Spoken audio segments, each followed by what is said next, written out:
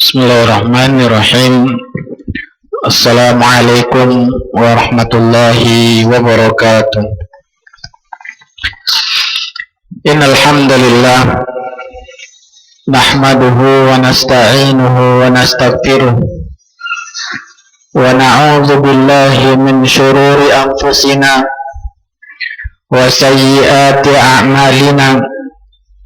Man yahdihillahu fala mudilla lahu wa may yudlil fala hadiyalah.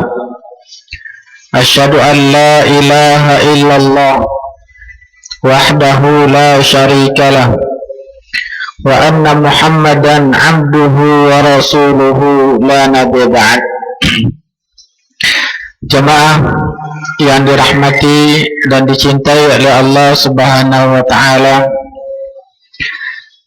kita hendaknya selalu bersyukur kepada Allah atas nikmat iman, kesehatan, sehingga kita bisa hadir di salah satu rumah Allah yang mulia ini. Dan semoga dengan kita bersyukur kepada Allah, dengan mengucapkan dengan lisan kita dan meyakini dari hati kita bahwa ini nikmat dari Allah, kemudian kita gunakan nikmat iman ini dan kesehatan ini untuk selalu beribadah kepada Allah, maka Allah akan menambahkan nikmat iman ini dan kesehatan ini, dan semoga Allah wafatkan kita dalam keadaan beriman kepada Allah dan dalam keadaan beribadah kepada Allah. Amin ya rabbal alamin.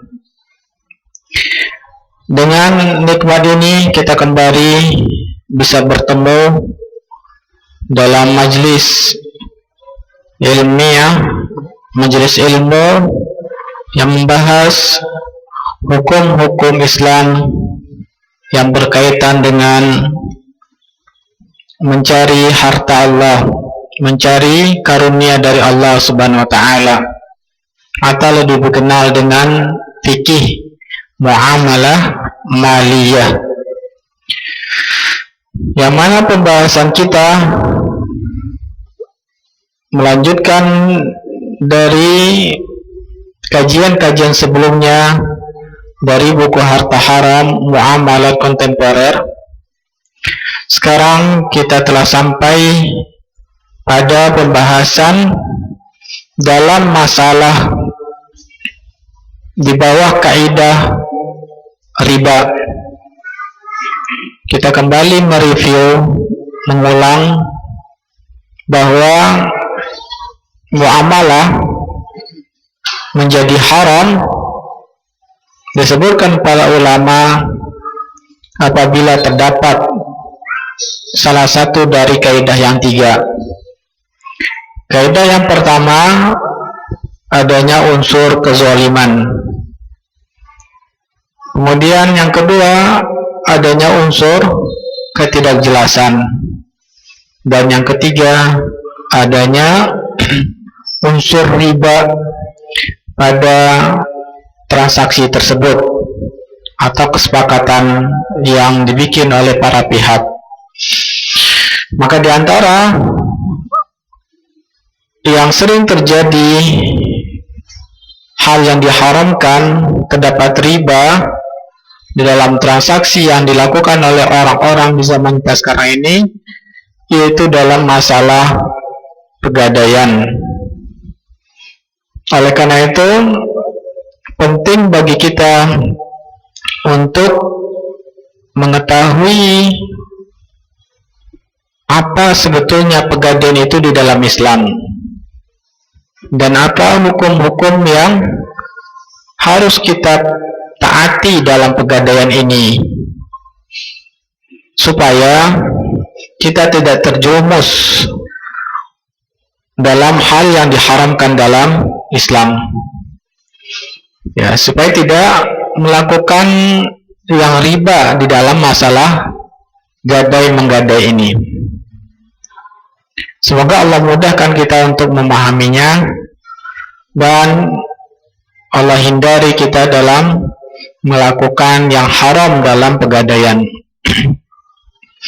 Kita akan bahas insyaallah pengertian gadai di dalam Islam, kemudian hukum-hukum yang berkaitan dengan pegadaian.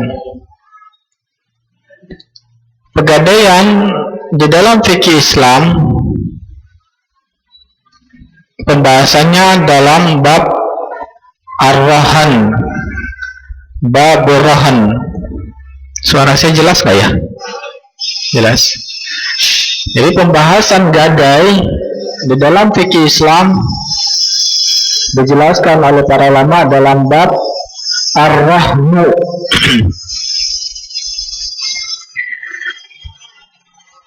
Ar-rahmu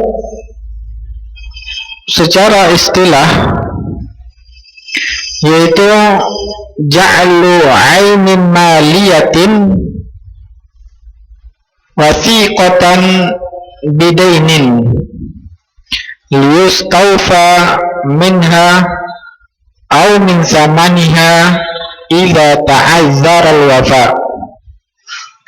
Pengertian arahan yaitu menjadikan harta tertentu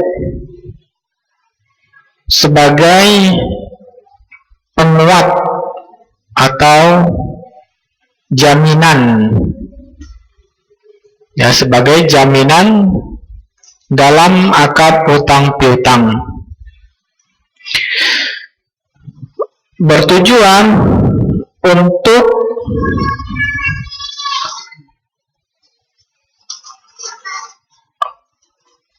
membayar hutang tersebut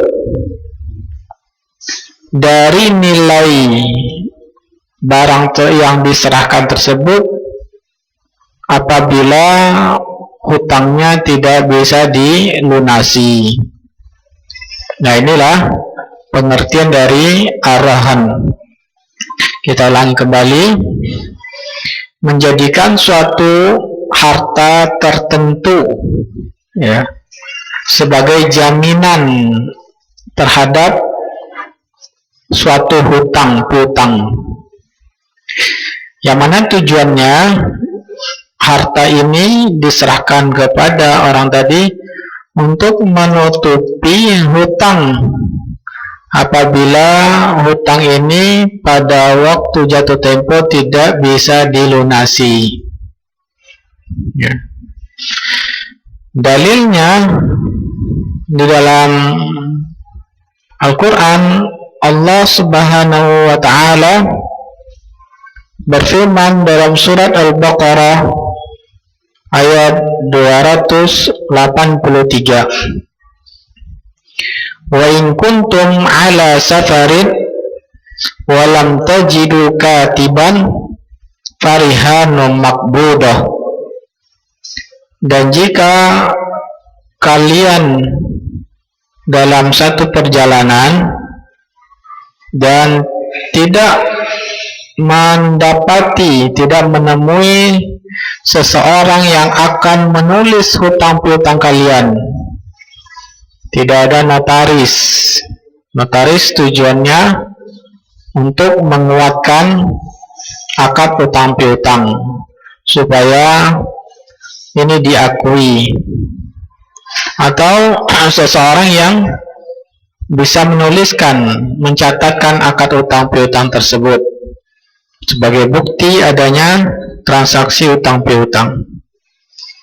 Maka Allah Subhanahu wa Ta'ala, jika kalian tidak mendapati seorang yang menulis akad hutang piutang, maka bisa dengan cara yang lain, hendaklah dengan barang atau harta maqbudah sebagai jaminan yang ditahan oleh orang yang memberikan hutang.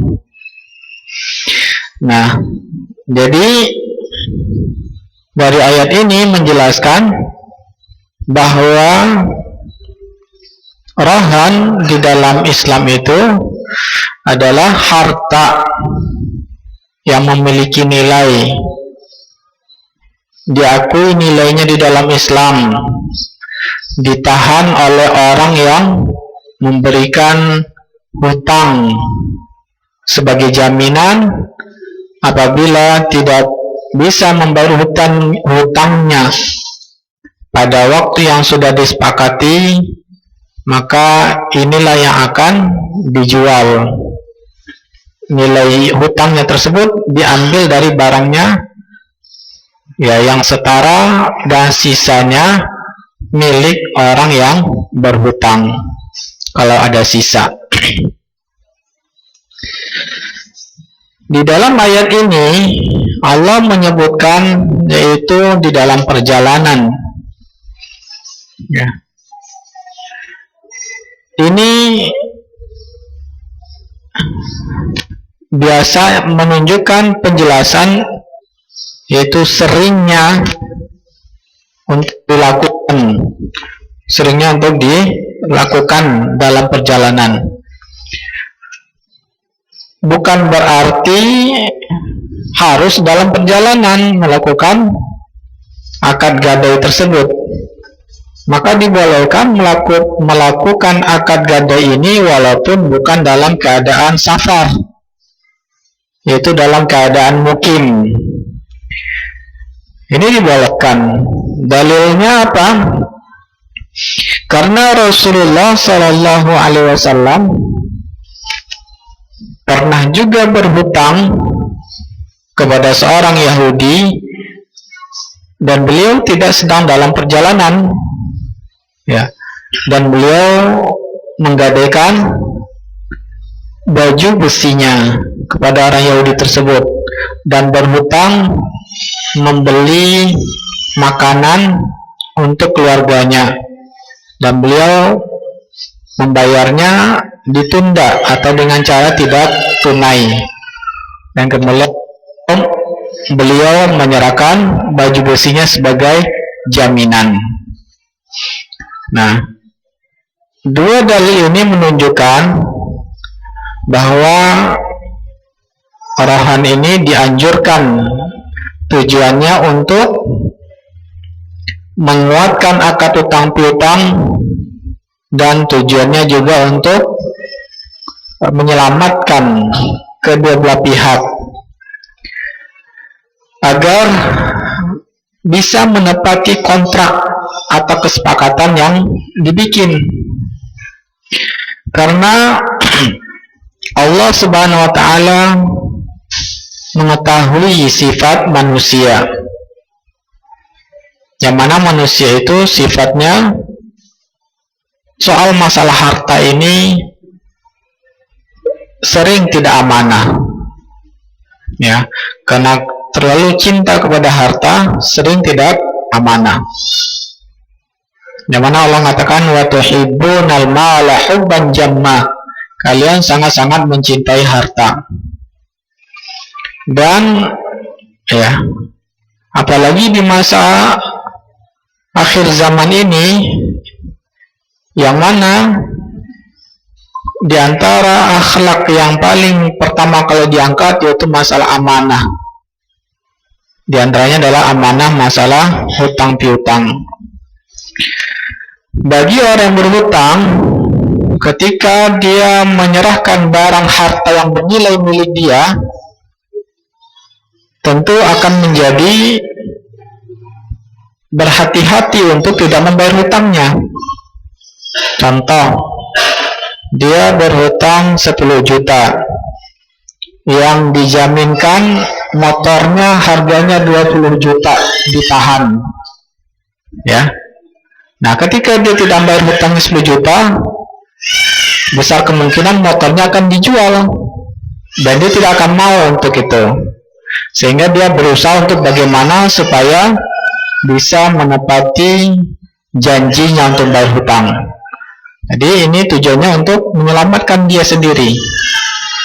Kalau seandainya tidak diserahkan hartanya, maka seenaknya dia mengatakan nanti saja.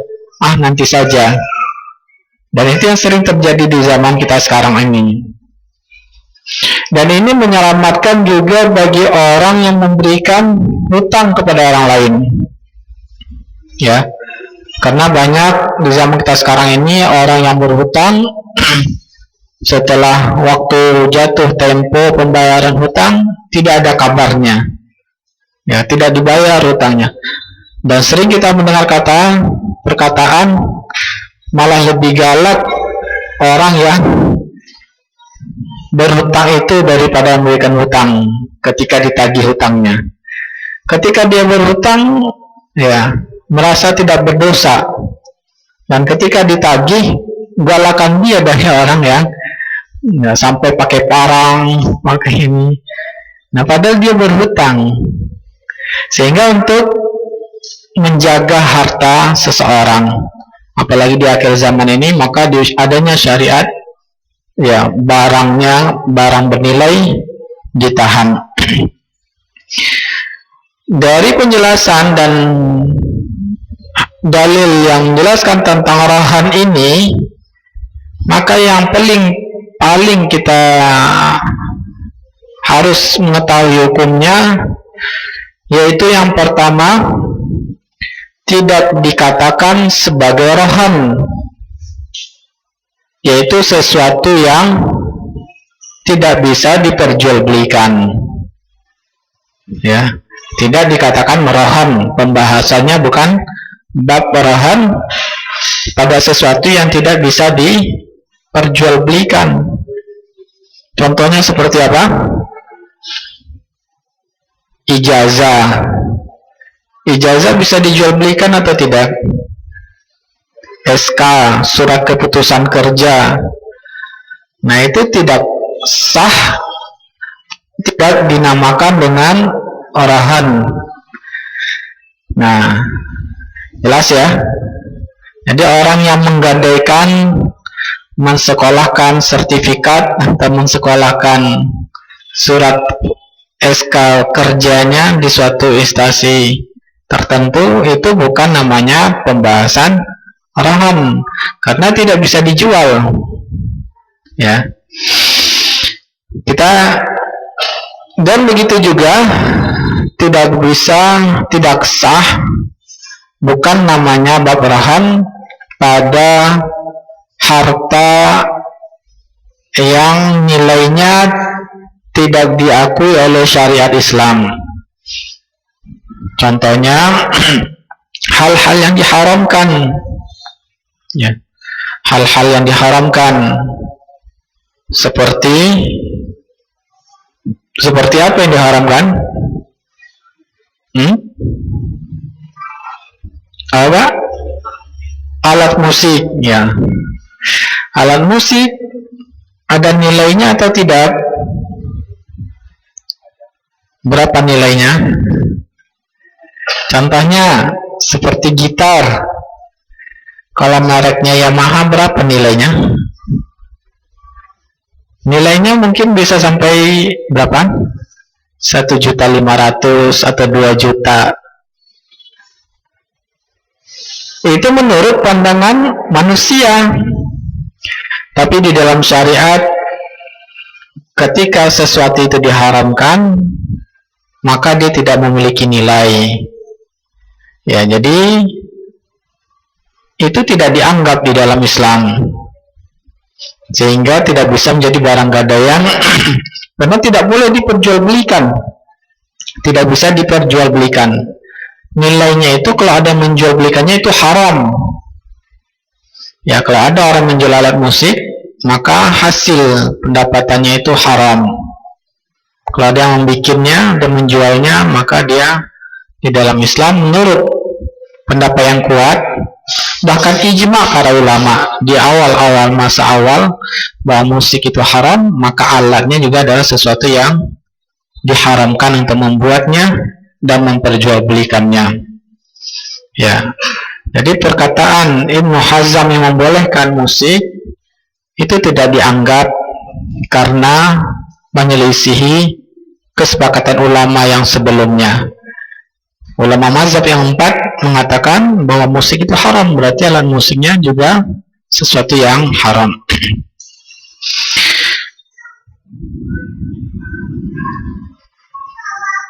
Jadi itu yang pertama, yaitu tidak dikatakan rahan sesuatu yang tidak bisa diperjualbelikan. Yang berikutnya, barang rahan itu atau gadaian, mungkin kita menamakannya barang gadai ya.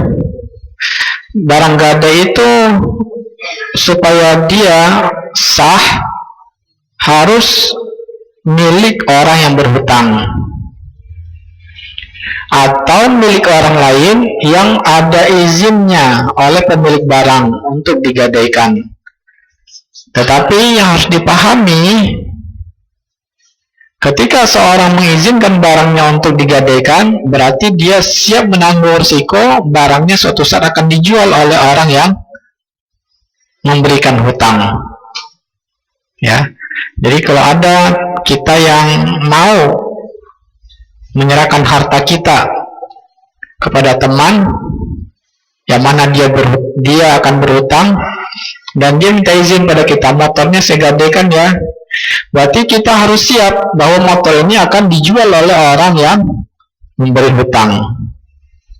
Nah ini yang harus kita, karena masih banyak di masyarakat itu ya, ternyata dia memberikan izin itu digadaikan, begitu dijual dia tidak siap, tidak mau hartanya dijual, berarti dia tidak paham ya. Kalau dia memberikan izin untuk digadaikan hartanya, berarti otomatis dia memberikan izin untuk dijual. Kemudian berikutnya,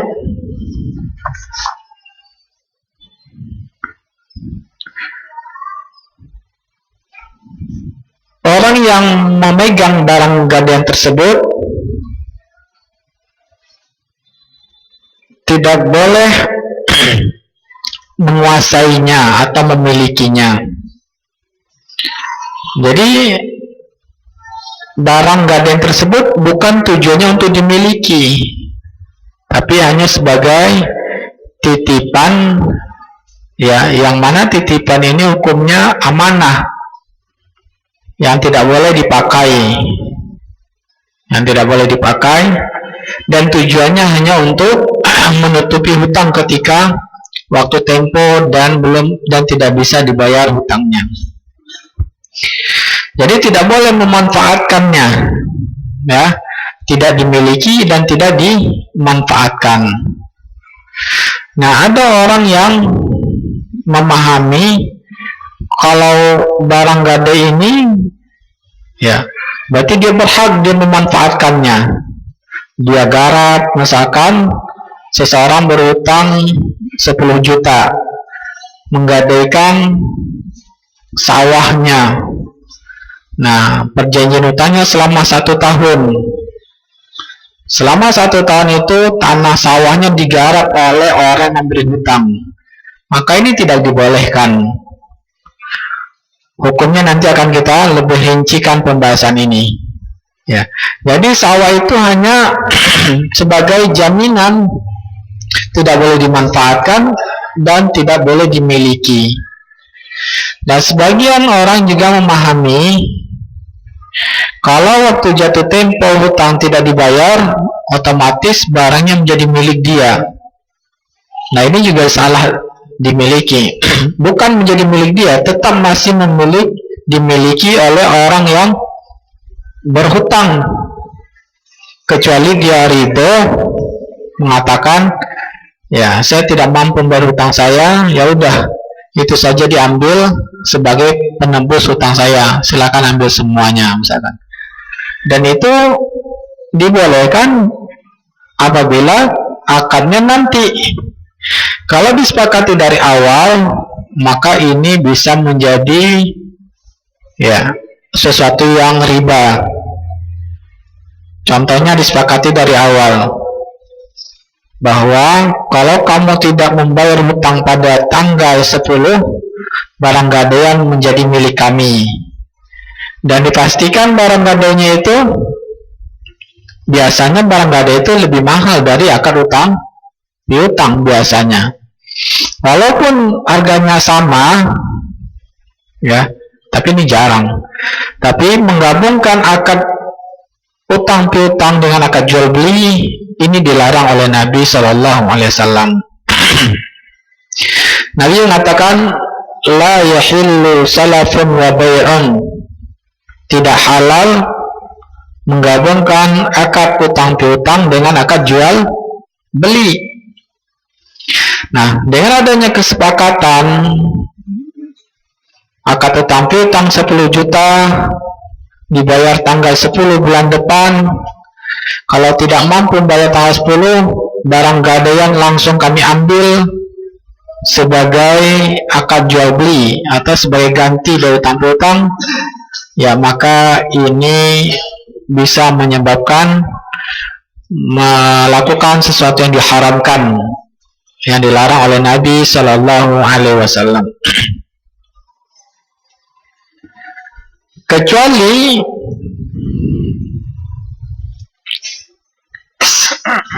kalau hal tersebut memang butuh biaya.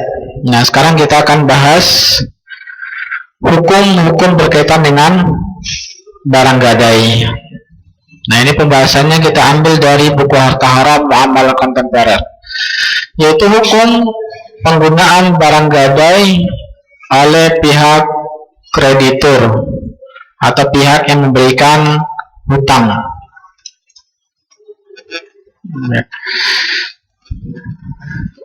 Saat melakukan transaksi menjual barang secara tidak tunai atau saat memberikan pinjaman, dibenarkan pihak penjual atau pihak kreditur yang memberikan hutang meminta barang gadai dari pembeli atau peminjam uang sebagai jaminan. Nah, ini masih yang tadi sudah kita jelaskan, bahkan dianjurkan karena Allah mengatakan, maka hendaklah ada barang atau harta yang ditahan, ya, barang yang ditahan, yang bernilai yang ditahan. Nah, ini perintah Allah, anjuran Allah Ta'ala. Hendaknya, ya, kalau kita melakukan utang piutang dengan orang lain atau beli dengan cara tidak tunai, serahkan harta kita untuk menyelamatkan diri kita sendiri, ya, untuk menyelamatkan diri kita sendiri agar bisa menjadi orang yang amanah dalam masalah utang piutang. Nah, di masyarakat, sebagai masyarakat itu sudah umum di mana-mana, ya, dimanapun masyarakatnya, baik di daerah Sumatera, di sini pun, kalau ada yang menggadaikan sawah atau kontrakan, nah ternyata disepakati bahwa orang yang memberikan hutang ini berhak atau diberi izin untuk menggunakan atau menggarap sawahnya, ya, atau mendapatkan sewa kontrak rumah tersebut. Nah, ini bagaimana hukumnya di dalam Islam? Para ulama dari dahulu sudah mengingatkan masalah ini. Di antaranya Abdullah As-Samarqandi. Beliau berkata, pemberi utang tidak halal menggunakan barang gadaian dalam kondisi apapun, sekalipun pemilik barang gadaian mengizinkannya. Contohnya motor yang digadaikan, kemudian orang yang berhutang ini mengatakan silahkan aja, nggak apa-apa gunakan motornya, diizinkan oleh orang berhutang tadi. Ini pun tidak dibolehkan karena ini adalah riba, di mana penerima pinjaman membayar utang penuh dan keuntungan menggunakan barang gadaian, yaitu menggunakannya atau menggarapnya atau mendapatkan sewa kontrakannya, adalah sebagai tambahan dari utang piutang. Nah, ini jelas adalah riba. Ibnu Qudamah juga mengatakan barang gadaian tidak boleh digunakan oleh pemberi pinjaman jika barang tersebut tidak membutuhkan biaya perawatan. Ya, kecuali kalau barang tersebut memang harus dirawat. Kalau tidak dirawat, dia bisa mati. Maka nanti akan kita bahas. Sekalipun pemilik barang mengizinkannya, karena ini adalah pinjaman yang memberi keuntungan, hukumnya adalah haram. Begitu juga dengan Imam Syafi'i mengatakan yang sama. Ya. Contohnya Imam Syafi'i mengatakan, bila seseorang memberikan pinjaman 1.000, apakah dinar atau dirham, dan ia mensyaratkan agar peminjam memberikan barang gadaian sebagai jaminan, dan pemberi pinjam mensyaratkan boleh menggunakan barang tersebut, maka persyaratan tersebut tidak sah karena ia mendapatkan keuntungan dari uang yang ia pinjamkan. Ya, karena sama-sama teman, akhirnya mengatakan ya udah pakai aja ya motornya. Nah, padahal ini bisa menyebabkan riba yang diharamkan. Dan begitu juga IOV,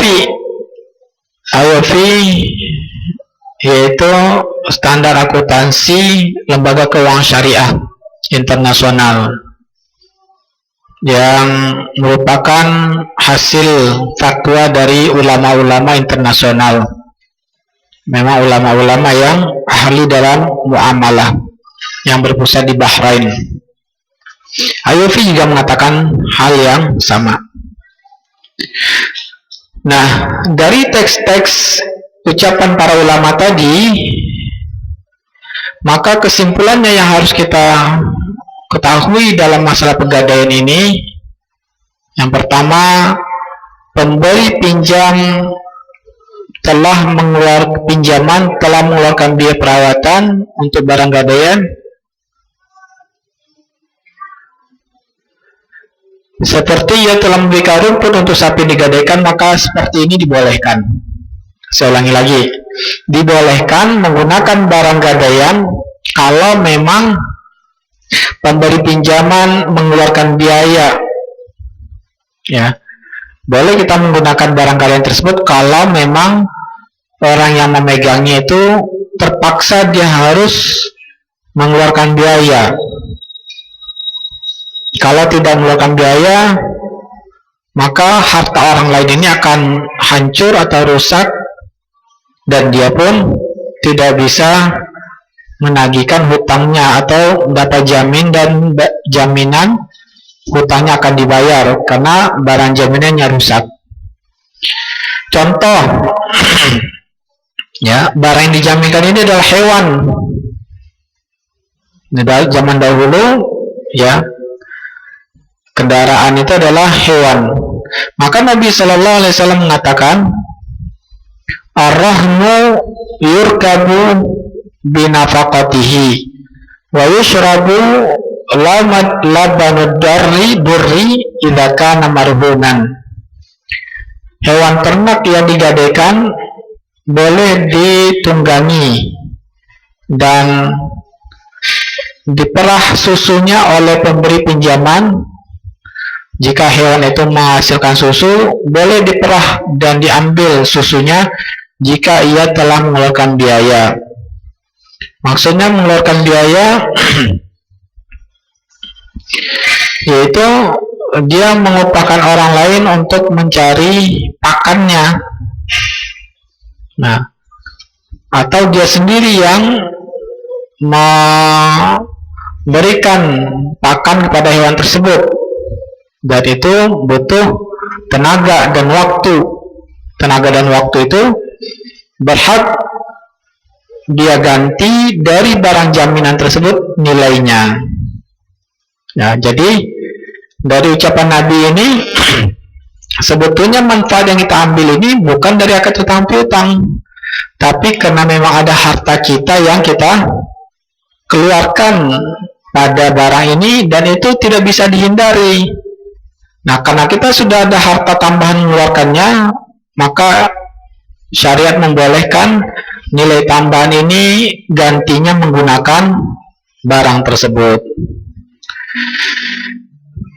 Ini khusus untuk harta yang memang harus memang darurat. Contohnya seperti hewan. Hewan jika tidak diberi pakan, maka apa yang terjadi? Bisa mati. Ya. Dan hewannya ini memang berada di tangan orang yang memberikan hutang, karena dia ditahan. Ya. Dan orang yang berhutang ini tidak sempat, harusnya kewajiban dia yang memberi pakan. Cuman karena dia tinggalnya jauh, sehingga dia tidak bisa memberi pakan, dia mengatakan tolong beri pakan. Ya. Sehingga karena tanggung jawab dia dipindahkan ke orang berhutang, maka berhak dia untuk menggunakan, ditunggangi atau mengambil susunya senilai harta atau waktu yang dia keluarkan. Misalkan dia mengupakan orang untuk beri pakan ini, mencari pakan 50.000, maka dia hanya berhak menggunakan tunggangan ini senilai 50.000 atau mengambil susunya senilai 50.000. Kalau lebih dari itu, maka dia bisa menjadi keuntungan dari akad utang piutang, dan itu menjadi sesuatu yang riba. Nah, kedua, bagaimana supaya bolehkan menggunakan barang gadaian tersebut? Yaitu dengan memberikan imbalan atas penggunaan barang gadaian, dan imbalannya ini harus imbalan yang sesuai dengan harga pasar. Jadi kalau kita ingin menggunakan barang gadai, silahkan, nggak apa-apa, tapi harus memberikan imbalan kepada pemilik barang gadai. Nilainya harus nilai pasaran, tidak boleh nilai yang lebih murah. Ya, contohnya orang yang berhutang ini menggadaikan sawah, dan kita ingin menggunakan sawah ini, kita ingin menggarap sawah ini, dibolehkan, tapi dengan syarat kita harus membayarnya kepada orang yang berhutang tadi, dan harga bayarannya harus sama dengan orang lain. Berapa sewanya? Kalau orang menyewa orang kalau bukan hutang piutang, sewanya misalkan ya sawah berapa sewa? 5 juta? Hah? 10 juta 1 tahun? 10 juta, maka dia juga harus bayar 10 juta atau ngurangin hutangnya, baru boleh dia menggunakannya. Ya. Kalau lebih murah, maka ini bisa menjadi riba. Ya, bisa menjadi riba. Kenapa? Karena keuntungannya selisih harga yang didapatkan dari harga pasaran itu sebagai tambahan, yang mana ini asalnya adalah akad utang piutang. Dengan demikian, maka kalau kita perhatikan, tujuan akad gadai ini hanya sebagai akad penguat, ya, untuk menguatkan akad utang piutang, supaya utang piutang ini dilakukan sesuai dengan kesepakatan dua belah pihak.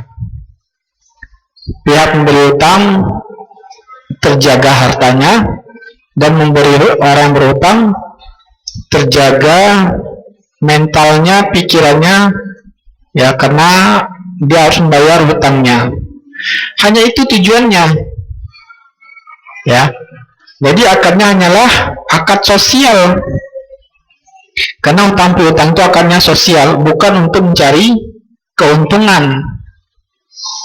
Ya, akad karena utang piutang sosial, maka jaminan juga akad tabarru namanya. Maka kalau ada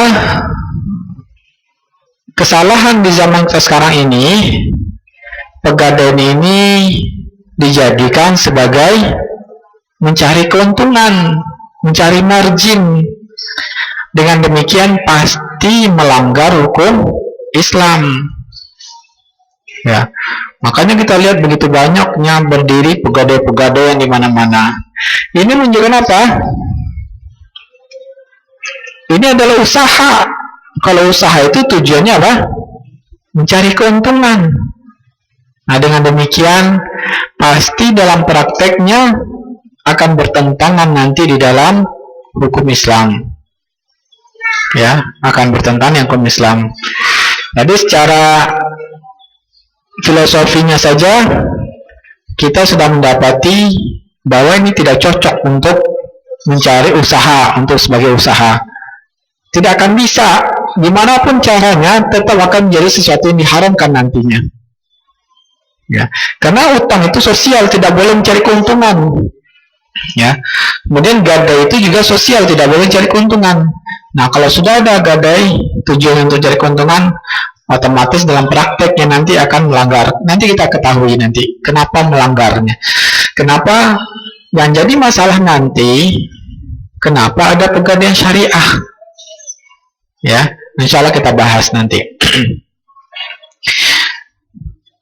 Jadi tujuan hutang piutang dan gadai ini adalah sosial, dan Allah yang akan memberi pahala yang besar. Allah akan berikan orang yang memberikan hutang ini pahala orang bersedekah, yang mana pahala sedekah itu akan menaungi orang yang telah memberikan hutang di akhirat nanti, ketika matahari sangat dekat padang mahsyar, saat padang mahsyar, dan Allah memberikan naungannya kepada orang-orang yang telah memberikan hutang atau orang yang sudah bersedekah. Jadi hutang ini sama dengan bersedekah separuhnya. Ma min muslimin yukridu musliman qardan marrataini illa kana qasaduqatiha marrah.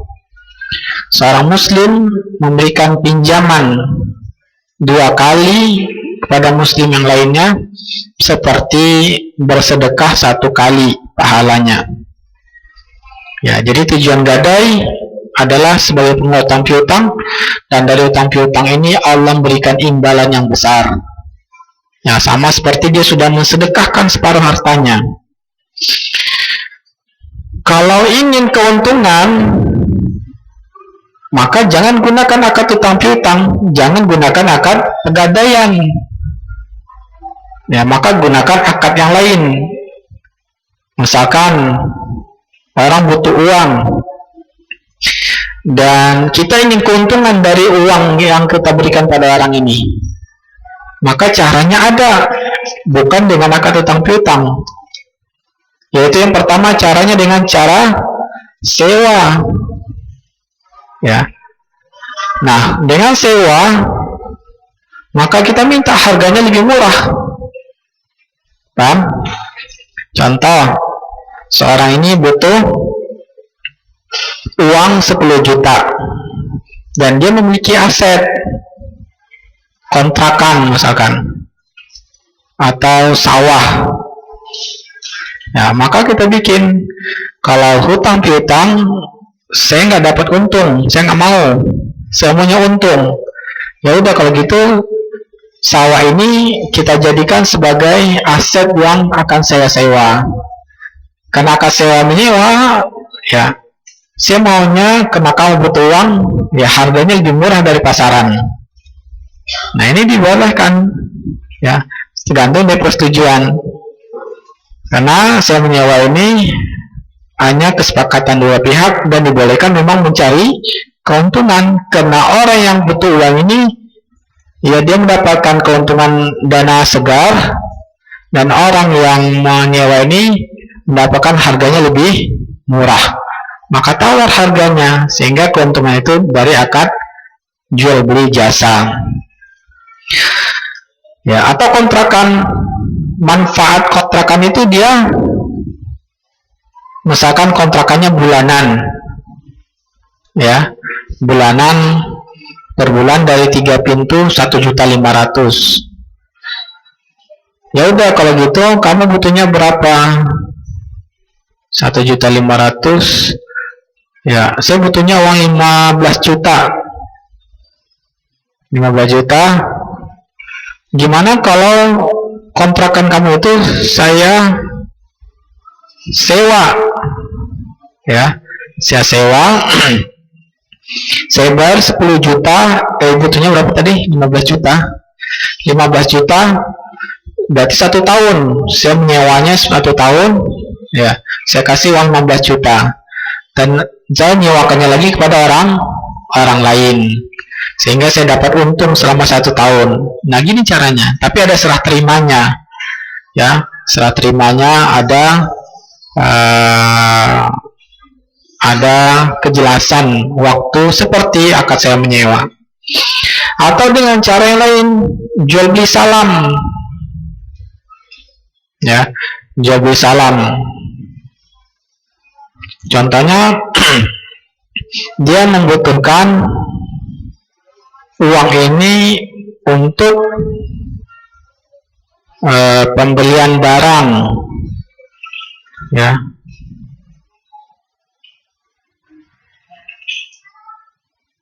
Atau jual beli salam, contohnya gimana ini? Ini solusinya ya. Jual beli salam, dia butuhnya uang, tapi dia mampu, misalkan petani ya. Kan ini kan biasanya kan yang sering digadaikan ini apa? Sawah kan? Ya, sawah. Maka kita katakan, kamu butuh uang. Iya, ya udah, kalau begitu kamu memiliki sawah. Biasanya nanam padinya padi apa? Biasanya saya menanam padi apa jenisnya?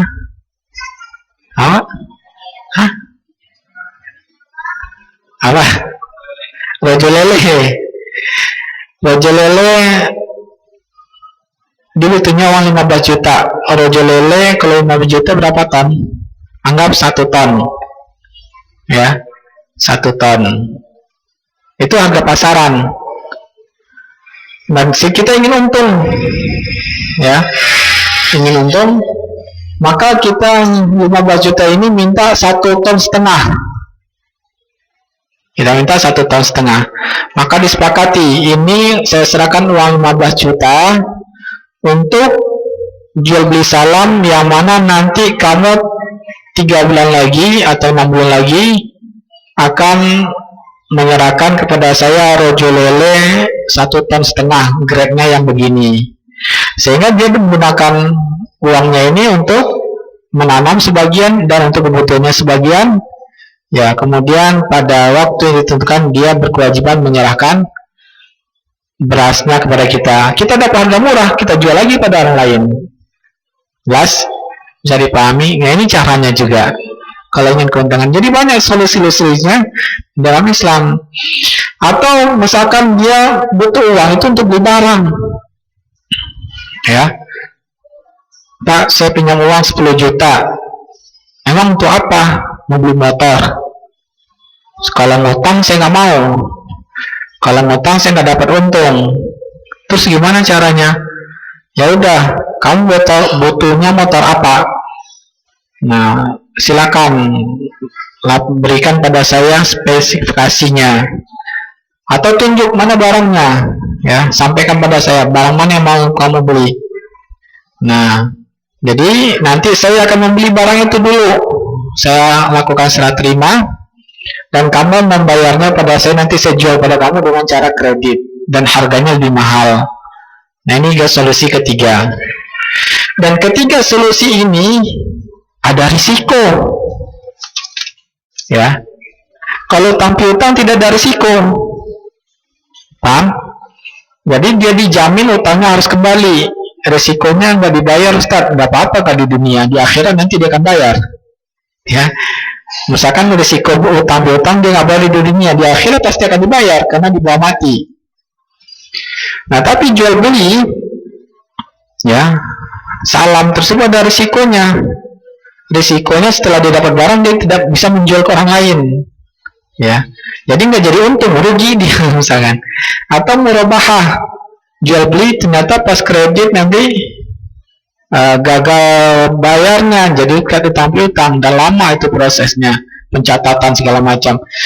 Nah, resiko-resiko ini memang harus kita tanggung karena kita ingin cari untung.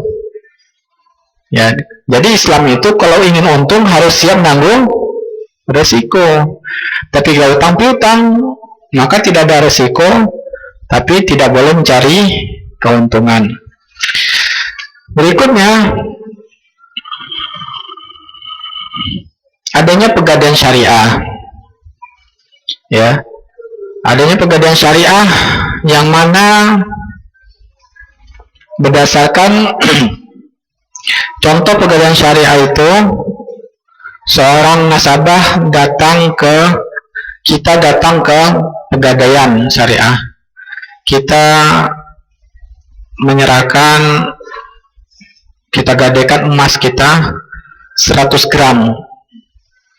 Kalau kita anggap saja 1 gram 1 juta, ya, maka biasanya pegadaian ini hanya memberikan hutang 80% dari nominal dari nilai barang jaminan.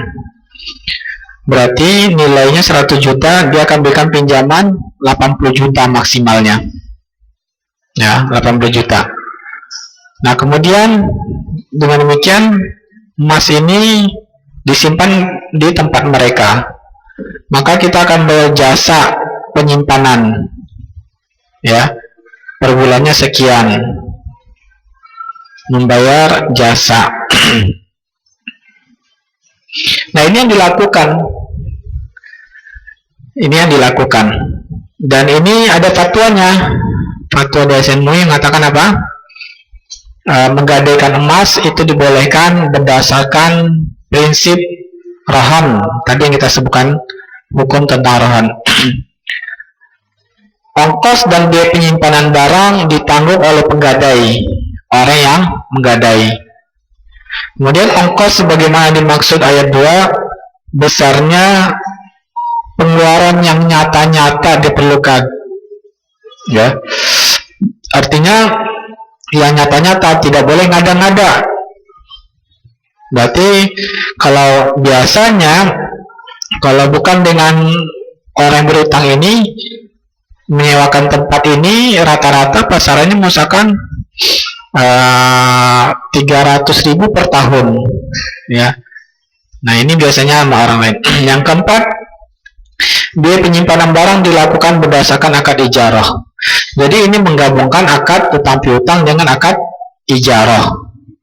Ya, langsung bahwa kalau kamu menggadaikan emas, syaratnya harus menyimpan pada kami, harus menyewa pada kami tempat untuk penyimpanannya.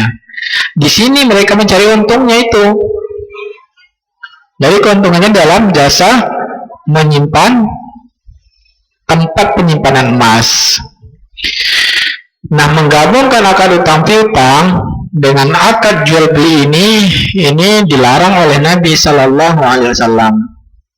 Nabi mengatakan, la yahillu salafun wa bay'un. Tidak boleh menggabungkan akad utang piutang dengan akad jual beli, yang mana, ya, dapat pinjaman 80% dari nilai aset kita, dan kita berkewajiban akad jual beli, yaitu jual beli jasa, harus membeli jasa penyimpanan atau membayar jasa penyimpanan. Nah, ini dilarang oleh Nabi Sallallahu Alaihi Wasallam. Ini ijma, sepakat para ulama. Sebagaimana yang larangan ini telah dijelaskan oleh Al-Qarafi dan juga Az-Zarkashi, bahwa ulama sepakat haramnya menggabungkan akad jual beli dengan akad utang piutang.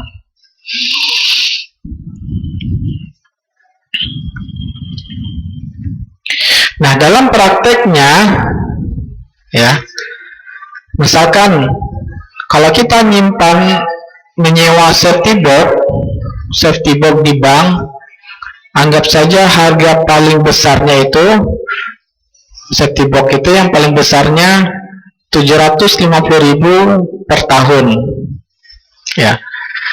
Dan yang besar itu kita bebas menyimpan apa saja. Misalkan sekarang kita nyimpan emas 100 gram, Besok kita punya barang lagi, kita simpan di sana. Besok kita simpan. Bayarnya tetap, bisa dipahami? Bayarnya tetap.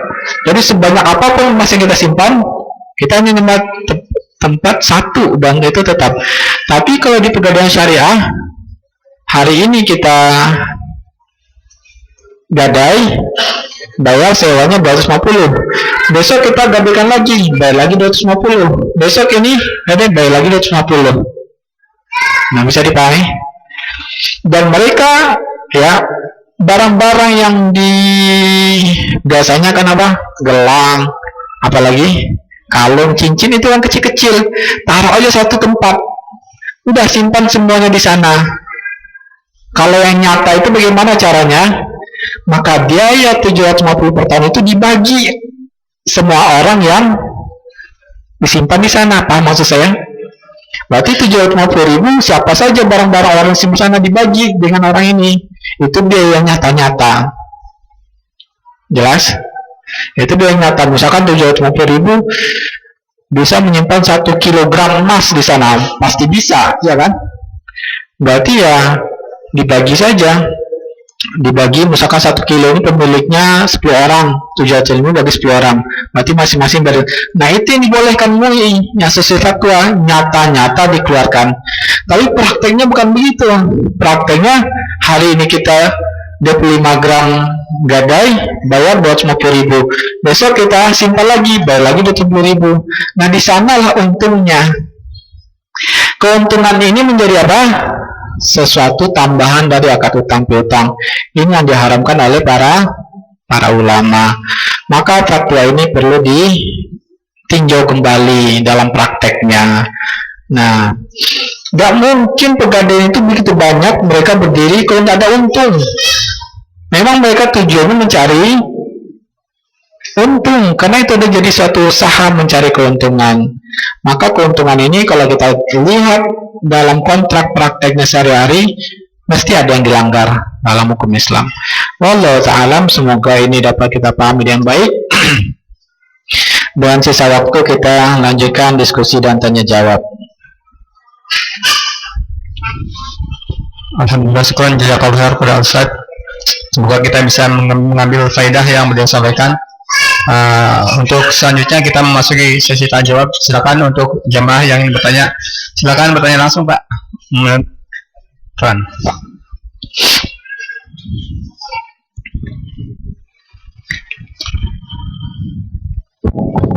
Bismillahirrahmanirrahim. Assalamualaikum warahmatullahi wabarakatuh. Waalaikumsalam warahmatullahi wabarakatuh. Saya Angga, Pak. Ada beberapa pertanyaan sebenarnya. Yang pertama masalah utang piutang. Kebetulan saya berdua dengan teman saya punya perusahaan, kemudian saya punya pengelola perusahaan itu. Maksud pengelola ini menggunakan uang perusahaan tanpa sepengetahuan kami, senilai 42 juta. Sama mereka diinvestasikan. Kemudian pada beberapa bulan kemudian pengelolanya menginformasikan ke kami bahwa kolaps investasinya. Kemudian merubah kembali kah ini dia akadnya atau bilang investasi yang mana yang kolab? Yang 42 juta itu menggunakan uang perusahaan 42 juta sama dia diinvestasikan tanpa sepengetahuan kami. Iya. Kemudian dia bilang ya udah jadikan hutang. Apa? Jadikan hutang saya. Iya. Dianggap saya berhutang senilai itu dan kami itu menyepakatinya. Iya. Apakah boleh seperti itu? Ya nggak apa-apa, silakan. Itu kan masuknya penggelapan. Karena kan penggelapan pencurian. Kemudian udah sepakat akhirnya itu sebagai hutang. Iya, apakah boleh di tengah-tengah itu sama dia bisa nggak jadi itu jadi bukan hutang saya? Gitu. Itu yang pertama. Yang kedua? Ya, yang pertama. Orang yang pengelola ini dia wajib bertaubat kepada Allah. Nah, karena dia sudah berkhianat pada pemegang saham usaha tersebut. Karena tugasnya hanya untuk mengelola, tidak boleh dia menggunakan untuk kepentingan pribadi. Dan Allah mengatakan, ya alladzina amanu aufu bil uqud. Hai orang-orang beriman, tepatilah kontrak-kontrak yang kalian sepakati, menunjukkan seorang muslim berdosa, dia melanggar kesepakatan. Maka suruh dia bertobat dahulu kepada Allah. Ya, semoga Allah menerima taubatnya. Nah, kemudian terjadilah perdamaian antara pengelola dengan investor, yang mana uang yang digelapkan, investor ingin ini diakui sebagai utang piutang.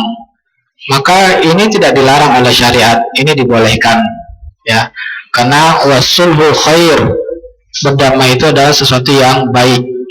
Jadi cara berdamainya uang digelapkan dianggap sebagai utang piutang, maka ini dibolehkan. Ya, tidak ada masalah. Dan yang berikutnya masalah ini, Ustaz, undian. Kebetulan Apa? undian di luar tema sedikit tapi masih tetap sama sepertinya. Undian, masalah undian. Undian, ya, jadi, silakan. tapi model undiannya seperti ini. Ada dua tipe. Yang pertama, kebetulan saya juga ada usaha jualan produk-produk dari Mesir.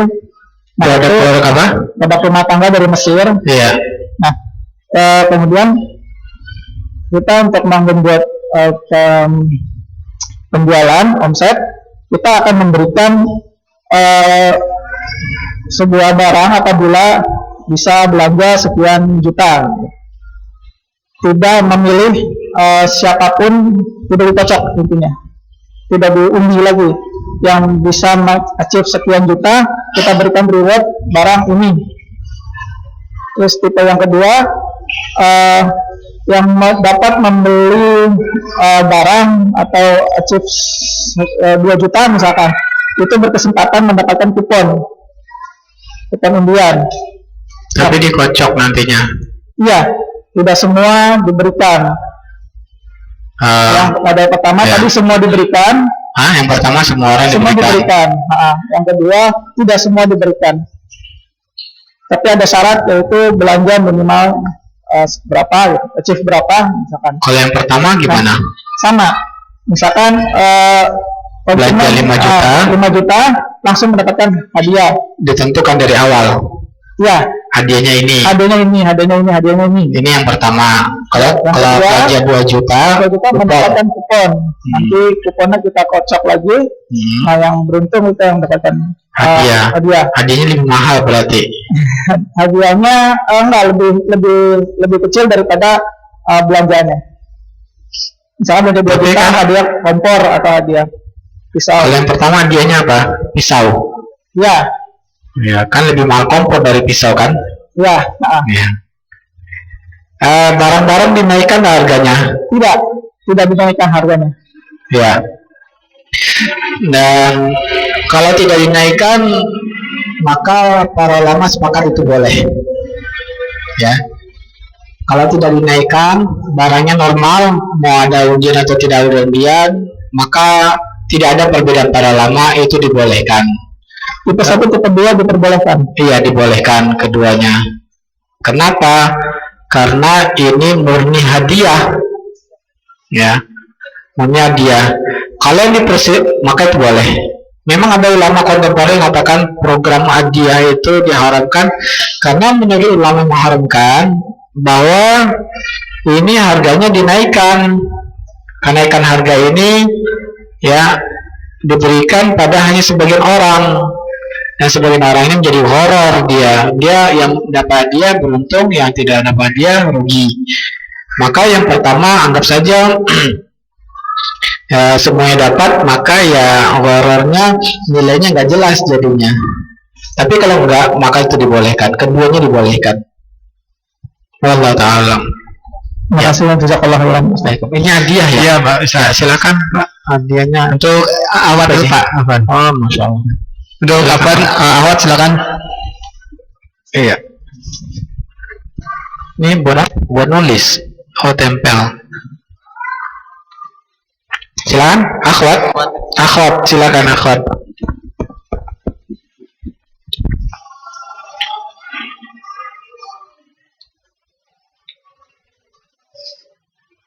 Akhwat ada pertanyaan? Kalau tidak ada, kami berikan kesempatan pada ikhwan. Nggak ada kayaknya, Pak. Silakan, Pak.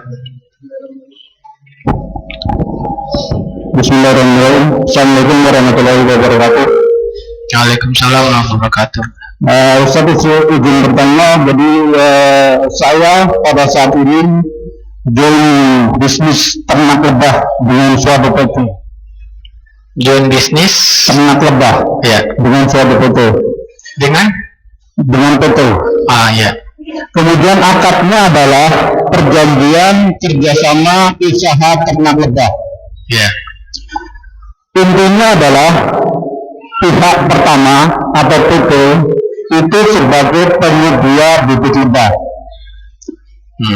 Kemudian saya atau kami sebagai mitra adalah pihak kedua yang diwajibkan membeli bibit lebah dari PT tersebut.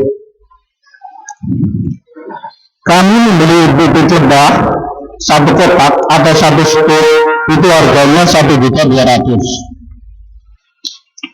Kemudian kami diharuskan memelihara dalam jangka waktu 4 bulan itu 3 waktu panen. Jadi selama 4 bulan kami pelihara, kemudian panen selama 4 bulan.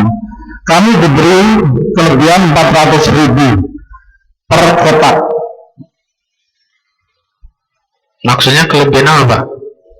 Diberi dari pertama kita beli 1.200.000, nanti kita diberi keuntungan 400.000 per kotak. Karena sudah memelihara. Iya. Jasa memelihara. Iya. Per kotak 400.000. Selama berapa? 4 bulan. 4 bulan. Oke, terus Kemudian setelah masa panen itu, panen diambil, kemudian nanti diganti lagi yang baru, yang baru, begitu seterusnya gitu.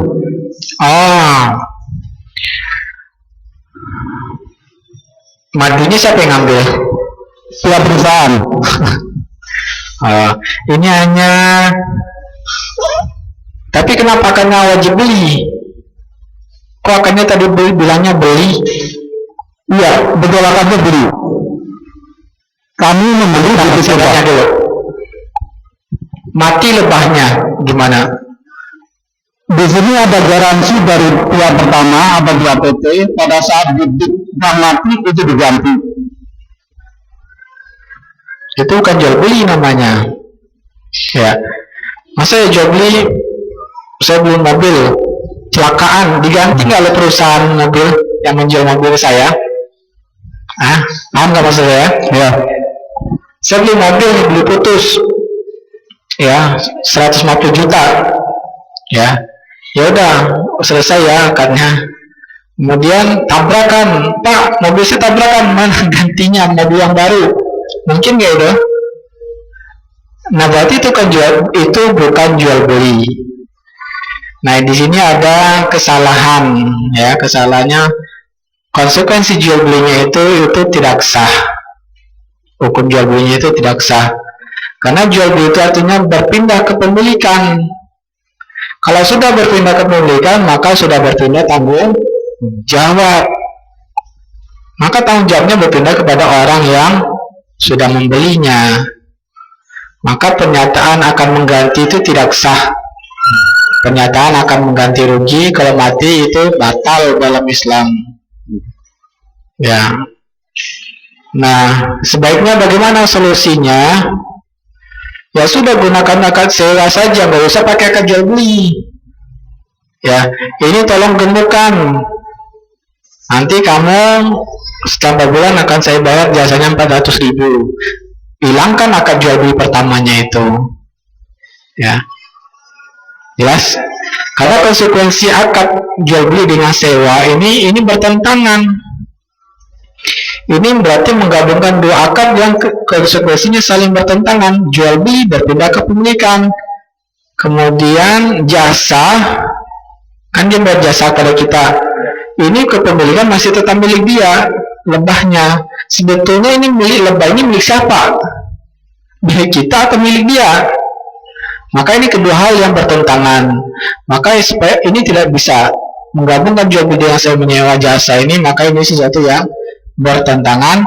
Solusinya hanya pilih salah satu, jual beli putus, ya kita beli, dan kita ketika menjualnya terserah kita berapa menjual, tidak boleh tentukan harga sekarang, ya. Atau bisa dengan cara jual beli jasa saja, jangan akad jual beli. Ini silakan kami akan jual beli jasa penggemukan kepada kamu, pada petani atau orang yang mau ngurusnya. Nah, nanti akan mendapatkan 400.000 selama 4 bulan. Nah, begitu caranya, solusinya. Itu tidak bisa dilakukan, itu bertentangan dengan syariat Islam. Jelas? Jelas Ustaz. Cuman satu lagi mungkin dalam 4 bulan itu sekali lagi kerugian di harga 400.000 semuanya di rata itu termasuk goron ya. Iya, makanya Bu, itu gak perlu lagi ditanyakan karena akadnya sudah rusak dari awal. Ya, kalau awalnya sudah goror, apalagi yang berikut-berikutnya akan goror. Maka solusinya pilih salah satu saja, ya.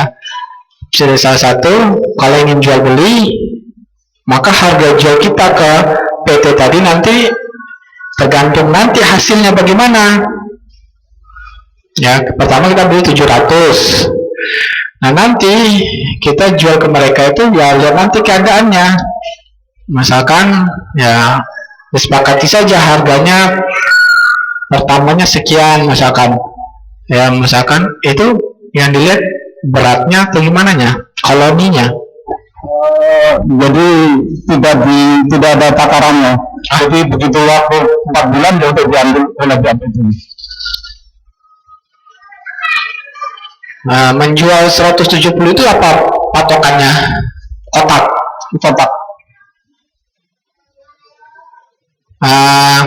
Kalau sudah 4 bulan, kotaknya jadi gimana? isi madu ini, koloninya makin banyak atau gimana? Kita tidak bisa menghitung. Kan ada madunya ya? Iya. Ya udah, madunya jual ke mereka, ini madunya sejual dengan pasar gitu.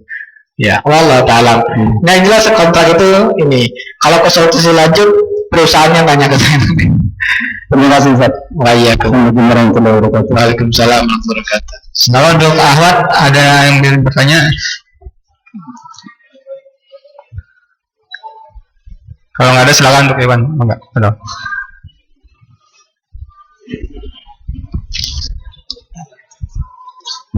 Bismillah. Hadiahnya, maaf Pak. Silakan Pak, hadiahnya Pak. Ya. Bismillah. Assalamualaikum warahmatullahi wabarakatuh. Waalaikumsalam warahmatullahi wabarakatuh. Ajusan. Kebetulan anak sekarang bekerja di bisnis jual beli kendaraan, Ustaz. Tapi yang sering terjadi karena anak nggak mau kredit melalui bank, jadi anak kredit syariah sendiri. Jadi umpamanya barang anak jual seharga 50 juta, terus dia karena kredit 6 bulan, jadi harganya saya naikin jadi 55 juta dengan syarat BPKB ditinggal di anak gitu Ustaz. Apakah itu hukumnya boleh apa enggak? Sebagai jaminan selama utang itu belum lunas, kalau udah lunas BPKB kita serahkan kepada pembeli kendaraan tersebut Ustaz. Jadi pertanyaannya, bolehkah hukum BPKB ditahan oleh orang yang melakukan jual beli kredit? Ya, itu ya pertanyaannya. Nah, yang kita bahas tadi adalah barangnya itu yang ditahan. Nah, sehingga kalau mobil, berarti mobilnya itu ditahan dengan surat-suratnya, ya kan? Nah, BPKB ini bisa dijual ke orang lain nggak? Kalau BPKB mungkin ke bank sih laku ya Ustaz. Kalau ke bank sih laku BPKB mah. Lebah? Kita masukin ke bank itu BPKB itu laku. Tapi jadi milik bank nggak BPKB itu? Enggak. Jual beli itu artinya berpindah kepemilikan. Nggak mungkin masa nama orang bisa dijual pindah jadi milik dia, nggak mungkin itu. Ya, jadi tidak bisa. Jadi itu tidak namanya bukan arahan, tapi itu bisa dinamakan sebagai jaminan, tapi bukan bab arahan. Jaminan sebagai akad dia tidak bisa menjual ke orang lain atau terhalang menjual ke orang lain. Nah itu dibolehkan saja, nggak ada masalah, tapi bukan arahan namanya. Ya, jadi sebagai jaminan saja. Cuma sebagai jaminan doang, betulnya kalau udah masa kreditnya lunas langsung kita kasih ke yang beli mobil kita gitu. Iya, itu boleh, nggak ada masalah, tapi bukan arahan namanya. Terus yang kedua gini Ustaz, kan kita punya showroom, tapi kan dulu kita kan kerja di perusahaan, kita keluar, tapi banyak orang yang mau menitipkan mobilnya atau kendaraannya ke kita dengan jaminan dia mau minta imbalan uang, dia minta 10 juta, dia ninggal motor, dia minta 50 juta, dia ninggal mobil gitu Ustaz.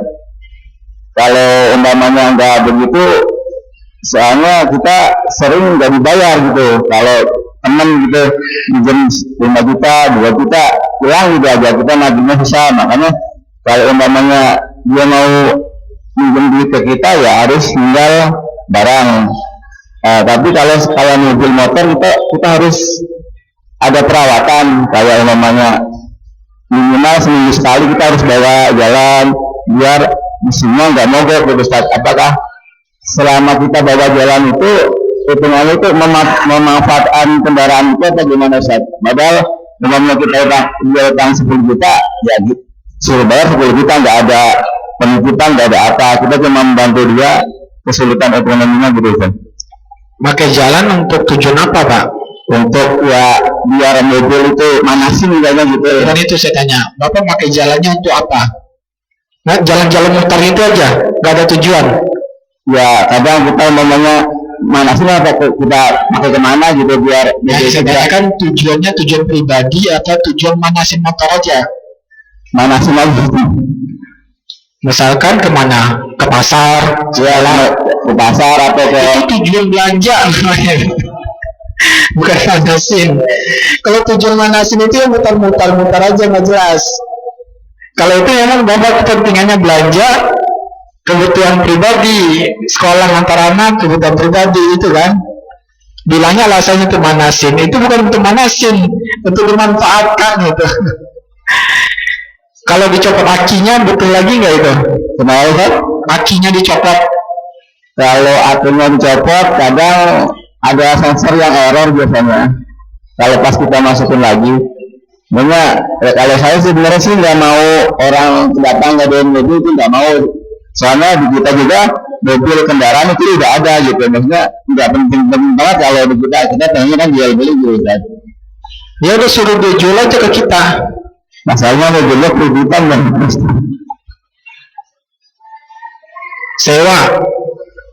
Sewa tadi. Ya yang kita pakai untuk apa ke pasar itu potong hutang. Oh berarti kita yang harus bayar ke Iya. Ya gitu. Kalau nggak sebetulnya itu nggak butuh perawatan, nggak butuh dipanasin, cabut saja akinya, ya.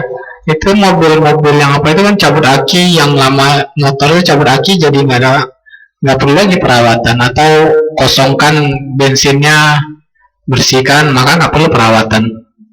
Dan juga kadang si penitip barang itu datang mau pakai ya kita silakan pakai gitu. Jadi Jadi memang punya dia.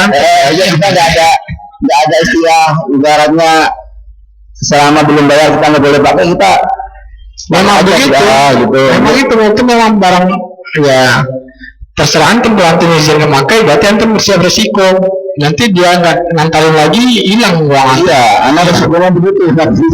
Ya, yang intinya antum kalau mau utang nggak boleh ada manfaat. Kalau ingin manfaat, jangan mengambil risiko, suruh dia jual pada kita, atau jangan berikan pinjaman kalau khawatir. Jadi sekarang posisi udah ada berapa kendaraan nih di tempat anda nih? Itu harusnya gini. Jadi cabut akinya nggak boleh dimanfaatkan. Yang anak udah pakai selama berapa hari, berarti anak harus bayar ke dia gitu. Iya, harus bayar. Ya itu bukan untuk manasin, untuk kepentingan pribadi. Ya Allah taala jelas banget. Nah ini dapat manfaat nih bang. Kaya adalah hati yang merasa cukup, masya Allah. Ustaz, ada pertanyaan Ustaz. Bismillah, Assalamualaikum warahmatullahi wabarakatuh. Waalaikumsalam warahmatullahi wabarakatuh. Ustaz, saya memiliki kakak yang sedang kehabisan modal untuk usahanya dan dia berniat untuk meminjam uang dengan saya dengan imbalan setiap bulannya saya akan diberi keuntungan 1 juta. Lalu saya katakan ke kakak saya tidak meminta atau mewajibkan kakak saya untuk memberi keuntungan tiap bulannya untuk saya. Kalau kakak saya ingin mengasih ya silakan, itu hak dan kewajiban kakak saya. Pertanyaannya, apakah uang yang diberikan tiap bulannya ke saya itu halal, Ustaz? Jazakallah khair. Ya karena disebutkan kakaknya jadi haram. Karena diucapkan oleh kakak, maka dia menjadi haram. Ya. Silakan. Maka lebih baik jadikan pada usaha saja solusinya. Ya jelas menjadi halal. Ya udah kak, saya nanam modal saja. Kalau terjadi kerugian, ya uang saya siap rugi. Dan kalau ada untung, saya ingin untungnya. Ya. Dan kalau ingin harus diperjelas, kalau utang ya sudah nggak boleh kita dapat keuntungan. Sampaikan itu haram, saya nggak menerimanya. Karena kakak sudah menyebutkan di awal akan beri keuntungan, maka itu haram bagi saya. Ya udah begitu saja. Dan kita mendapat jaminan uang kita kembali kalau utang piutang. Nah, itu solusinya. Wallahu ta'ala. Tidak boleh katakan itu haram. Yang jelas kita sebutkan ini haram. Saya nggak akan terima. Nah, kemudian dilunasi. Misalkan dilunasi, ya. Setelah selesai pinjam dilunasi dilebihkannya. Nah, itu boleh halal, baru halal. Kita terima hadiah dari dia. Ini utangnya tidak lunas, setiap bulan dikasih, maka kasihnya itu dikhawatirkan karena pertambahan dari utang piutang. Wallahu ta'ala. Ya, semoga yang bertanya bisa memahaminya. Silakan.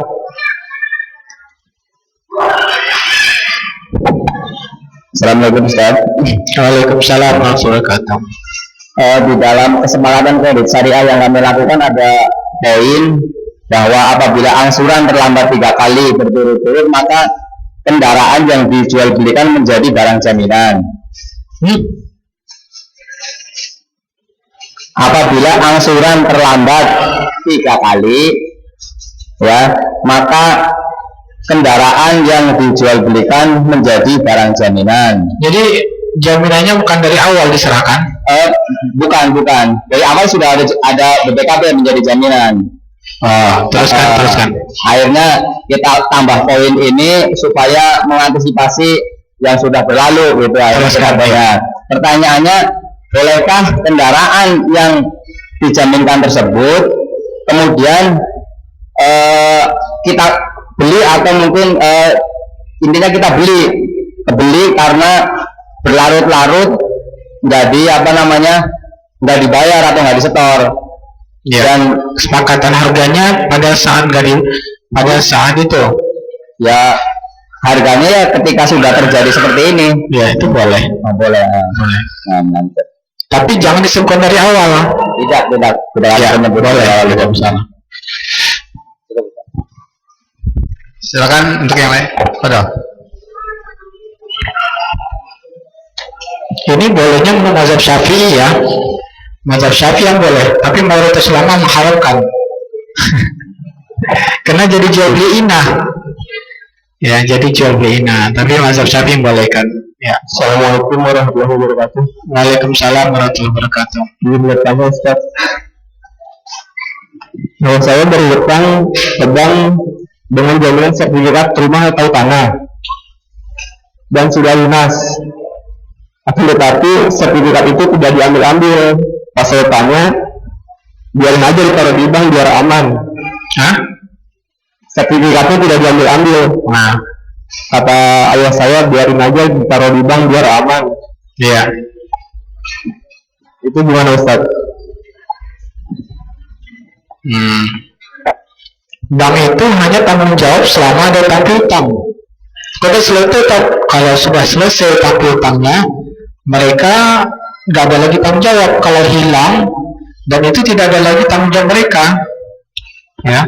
dan hilang mereka tidak tanggung jawab, maka ya siap-siap aja Bapak kalau hilang nanti Pak, ya mereka nggak tanggung jawab. Karena biasanya kalau sudah selesai mereka segera menyerahkan, diambil. Kalau enggak nanti tidak terurus lagi, nggak ada lagi yang tanggung jawabnya karena sudah selesai. Nanti susah mintanya, nanti nggak ada lagi yang penanggung jawabnya. Ya sebaiknya diambil, karena nanti pada datang, oh kami nggak tahu lagi Pak, kan Bapak udah selesai. Wallahu ta'ala, sebaiknya sih diambil. Dan itu ya sudah lepas tanggung jawabnya, karena itu hanya selama utang piutang. Kalau sudah selesai utang piutang, maka sudah selesai sekolah sertifikatnya, sudah tamat. Maka ya tidak tanggung jawab mereka lagi, maka tanggung jawabnya berpindah pada Bapak. Maka ya nanti kalau susah mengurusnya, Bapak yang siap nanggung risiko. Itu harus diberi paham Bapak. Allah ta'ala. Kalau sertifikat jaminan itu beda lain hal dengan gade. Gade barang. Jaminan itu. Oh, jaminan aja ya. Ya, jaminan biasa. Terima kasih Ustaz. Ya. Next Ustaz, untuk mungkin satu lagi Ustaz karena keterbatasan waktu. Silakan Pak. Ya, Masya Allah lupa. Barakallahu fikum. Assalamualaikum Ustaz. Waalaikumsalam warahmatullahi wabarakatuh. Ustaz, Ana dan beberapa teman itu membuat paguyuban. Nah, di dalam paguyuban itu kami sepakat untuk menabung dengan tujuan apabila anggota butuh uang bisa meminjam ke paguyuban. Nah, teknisnya Ustaz, setiap bulan itu, contoh misalnya anggota itu membayar iuran 50.000 untuk tabungan, 2.000 itu untuk uang kas. Nah, apabila misalnya anggota memegang misalnya 100.000, ya kembalikan 100.000 itu saja, ada tambahannya. Nah, yang 2.000 itu buat uang kas itu untuk biaya operasional gitu, misalnya kayak fotokopi apakah itu dibenarkan Ustaz? 2.000 setiap orang yang meminjam. Enggak, di awal di tabungan. Oh, orang menabung ada di administrasi 2.000. Iya. Boleh, nggak ada masalah. Misalnya. Iya. Maka itu dari bab tolong menolong. Ya. Boleh, dianjurkan malahan. Allah Ta'ala. Baik. Silakan Pak untuk kajian. Ya Pak, silakan. Mana Ustaz? Ya, silakan sudah kesini. Ya. Berarti ini terakhir ya. Terakhir. Assalamualaikum warahmatullahi wabarakatuh. Waalaikumsalam warahmatullahi wabarakatuh. Jadi Ustaz, dalam suatu lembaga bisnis ya, mungkin ada pengelola, pada suatu waktu ada pengelola yang memanfaatkan atau mengambil pendapatan bisnis tersebut tanpa pengetahuan lembaga bisnis tersebut. Nah, pada suatu saat dilakukan audit gitu. Sehingga dari hasil audit ketahuan bahwa si pengelola tersebut mengambil pendapatan suatu uang tersebut dari lembaga tersebut. Nah, dan memang si pengelola juga mengaku bahwa dia mengambil dengan alasan pada waktu itu bahwa dia punya saham sehingga mengambil keuntungan dia waktu itu. Padahal kenyataannya memang dia tidak punya saham di lembaga tersebut. Nah, dan dia ingin mengembalikan lah yang diambil, saya ingin mengembalikan. Dan dia pada waktu itu memohon kepada pimpinannya untuk membantu, mungkin secara pribadi untuk membantu apa istilahnya bantuan lah untuk mengembalikan uang tersebut. Dan pimpinannya memberikan harapan, bukan berjanji, insya Allah akan saya bantu gitu kan. Dan dia memberikan nilai pada waktu itu, katakanlah dia yang diambil uang itu katakanlah 50 juta, kemudian pimpinan tersebut akan membantu, insya Allah akan saya bantu 20 juta, tapi secara pribadi gitu kan. Nah, pada saatnya si pimpinan tersebut memang membantu, tapi baru dikasih setengahnya 10 juta gitu kan. Nah, akhirnya si pengelola tersebut lama kelamaan akhirnya lunas juga itu dikembalikan uang tersebut. Nah, apakah si pimpinan itu yang tadi awal insya Allah membantu 20 juta, kemudian dari kasih 10 juta, 10 juta itu apakah menjadi hutang atau gimana gitu? Yang awalnya memang dia ingin membantu berarti itu 20 juta gitu, untuk membayar hutang itu. Iya. Nah, cuman yang dia berikan itu hanya 10 juta pada itu, dari 10,5-nya lah. Nah itu apakah akan menjadi hutang kepada si itu apa gitu? Dia bantuan itu bentuknya hibah, sedekah. Ya. Nah, orang yang berjanji sedekah, bagaimana hukumnya? Sedekah ini artinya kan bagian dari bentuk akad dalam muamalah, memindahkan kepemilikan harta kita kepada orang lain. Nah, orang yang berjanji dalam akad muamalah, maka secara agama syariat dia berkewajiban untuk menepati janjinya kalau tidak ada uzur. Ya. Tapi secara hukum dia tidak bisa dituntut. Secara peradilan dia tidak bisa dituntut. Itu hukumnya. Tapi kalau dia memang ada uzur, maka dia tidak berdosa. Jadi kesimpulannya secara peradilan, secara hukum peradilan dia tidak ada kewajiban, tidak bisa dituntut. Dan secara agama kalau dia memang sudah tidak mampu, ya pas dia ngasih uang bayarnya cuma mampunya 10 juta, ya maka dia tidak berdosa secara agama. Jadi kesimpulannya dilihat dulu ya kalau dia memang mampu dan dia tidak menepati janjinya, secara agama dia berdosa kepada Allah, tapi secara peradilan dia tidak ada kewajiban untuk membayar hadiahnya tersebut, sedekahnya. Karena yang nama sedekah itu ya atas kerelaan hati. Ya, Allah Ta'ala bisa dipahami, Pak. Ya.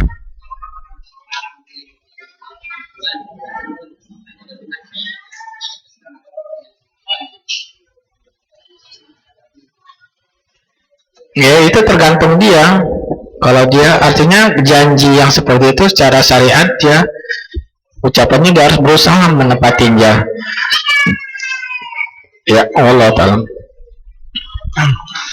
Syukran jazakallahu khair pada Ustaz atas materi yang disampaikan. Syukran jazakallahu khairan pada para jemaah yang telah hadir. Insyaallah kajian akan kita lanjutkan di bulan depan.